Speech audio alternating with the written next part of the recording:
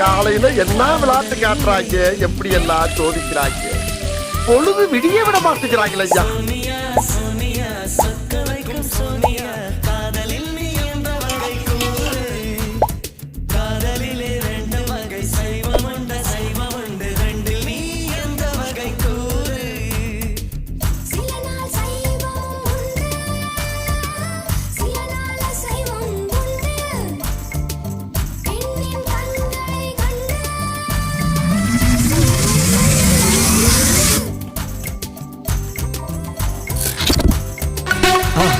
மறக்காம சர்ப்ரைஸ் பண்ணுங்க.